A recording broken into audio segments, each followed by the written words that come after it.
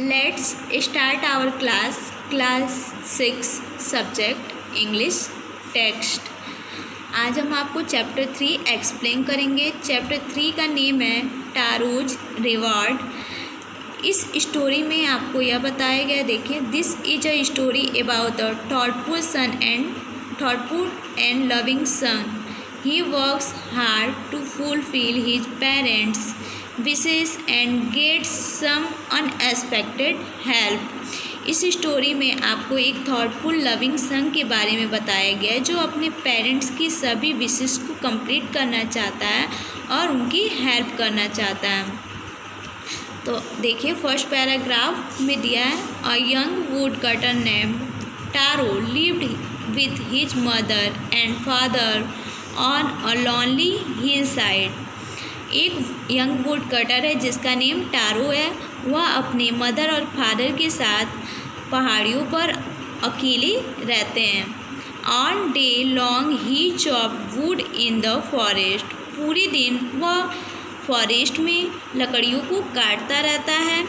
दाउ ही work very hard. वह बहुत ही hard work करता है। ही अर्न वेरी लिटिल मनी। फिर भी वह बहुत ही कम मनी को अर्न कर पाता है। This turn your page number 30 made him sad for he was a thoughtful son and wanted to give his old parents everything they needed. वह बहुत ही सैड रहता है। वह एक थॉटफुल सन है फिर भी, और वह अपने पेरेंट्स को वह सब कुछ देना चाहता है जिसको उनकी आवश्यकता है। Second paragraph, one evening when Taro and his parents were sitting in a corner of their hut. एक दिन शाम में जब टारो और उसके पेरेंट्स हट के एक कॉर्नर में बैठे होते हैं, a strong wind began to blow. तो एक स्ट्रॉन्ग वाइंड ब्लो करने लगता है, बहुत तेज़ हवा चलने लगती है। It whistled through the cracks of the hut and everyone felt very cold.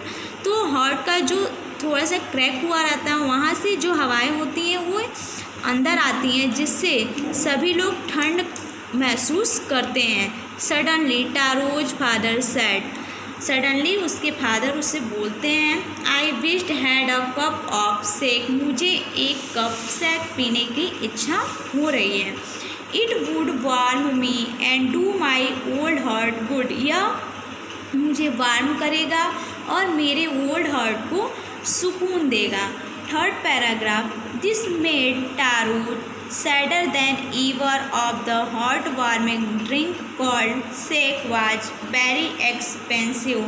Tarot पहले से ज़्यादा सैड रहने लग जाता है क्योंकि हॉट वार्म करने वाला वह शेक बहुत ही एक्सपेंसिव है। How do I earn more money.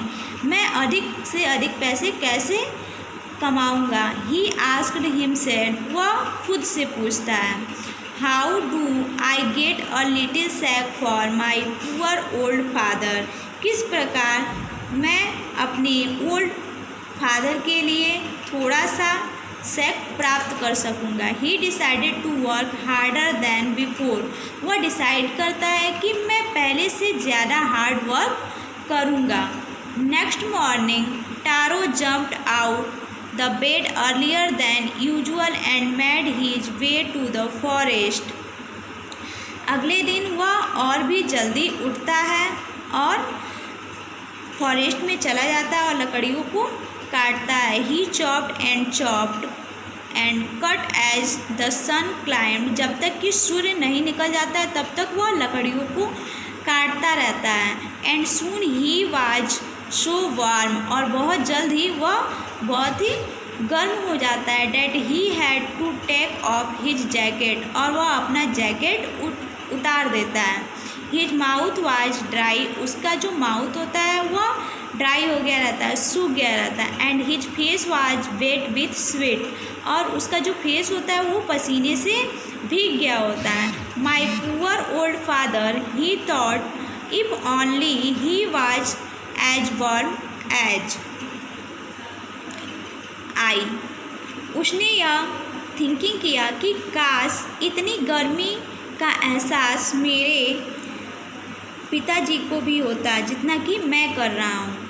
And with that he began to chop even faster, और यह सोच के वह और भी तेज़ी से लकड़ियों को काटने लगा। Thinking of extra money he must earn to buy the sake to warm the old man's bones, क्योंकि वह एक्स्ट्रा मनी अर्न करके अपने ओल्ड फादर को सेक खरीद के देना चाहता था और उनके बोन्स को वार्म करना चाहता था।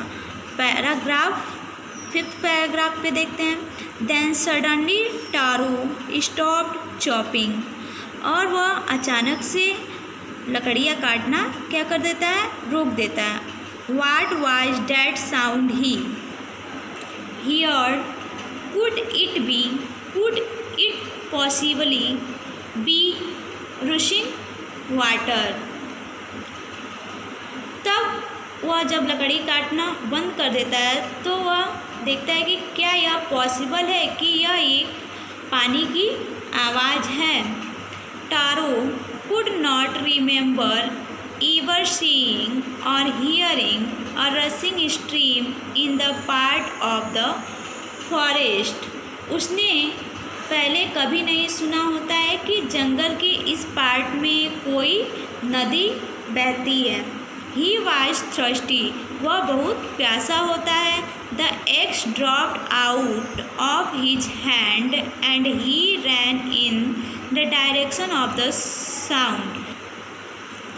और उसके हैंड से जो एक्स होता है, कुल्हाड़ी होता है, वह गिर जाता है और वह उस डायरेक्शन में भागता है जिधर से साउंड आ रही होती है। Paragraph 6। Taro saw a beautiful little waterfall hidden behind a rock.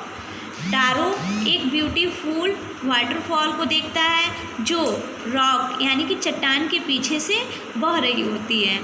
Kneeling at a place where the water flowed quietly, he cupped a little in his hands and put it to his lips. What was it, water or was it sack? He tasted again and again, and always it was the delicious sack instead of good water. वह वहाँ पे झुक कर बैठ जाता है जहाँ से क्वाइटली क्या हो रहा होता है, वाटर बह रहा होता है। वह अपने हाथ को पानी से प्याली की तरह उस पानी को पीता है और अपने होठों से लगाता है और उसे बार बार टेस्ट करता है कि क्या वह पानी है या सैक है। और वह जितनी बार उसे चखता है उतनी बार उसे यह एहसास होता है कि वह एक सैक है। और आज का आपका होमवर्क है, आप चैप्टर 3 को रीड करेंगे और इसे समझेंगे। आज का आपका क्लास यहीं पे ओवर होता है। Thank you.